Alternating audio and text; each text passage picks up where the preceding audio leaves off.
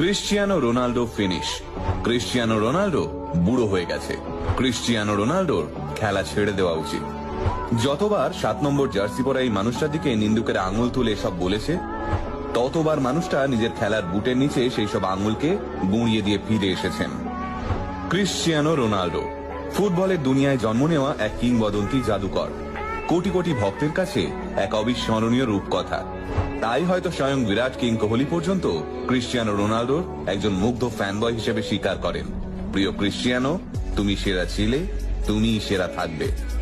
বিশ্বকাপে মরক্কোর কাছে হেরে ক্রিশ্চিয়ানো রোনাল্ডো যখন মাঠ ছেড়ে কাঁদতে কাঁদতে বেরিয়ে আসছিলেন, তখন সারা বিশ্বে ছড়িয়ে থাকা রোনাল্ডো ফ্যানেরাও চোখের জল সামলাতে পারেননি। কিন্তু এবার ভাবুন, দেশের হয়ে খেলতে নামার কিছুক্ষণ আগে একটা ছেলের কাছে খবর এলো তার বাবা মারা গেছে। খবরটা পেয়ে ছেলেটা হাউ হাউ করে কাঁদলো, কিন্তু তা সত্ত্বেও সে খেলতে নামলো। আর রাশিয়ার বিরুদ্ধে সেই খেলায় ছেলেটা খেতাব পেল ম্যান অফ দ্য ম্যাচে। আগে হ্যাঁ বস, এটাই আমাদের ক্রিশ্চিয়ানো রোনাল্ডো। শূন্য থেকে লড়াই শুরু করা তরুণ প্রজন্মের কাছে পরিশ্রম আর ডেডিকেশনের একটা জল জ্যান্ত উদাহরণ। কি ছিল ছোট্ট ক্রিশ্চিয়ানোর কাছে? একটা ছেঁড়া বল, অসহায় মা, মাতাল বাবা, মাথার ওপর অভাব আর পেটের ভিতর খিদে।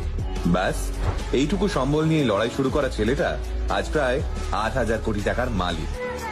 সৌদির আল নাসের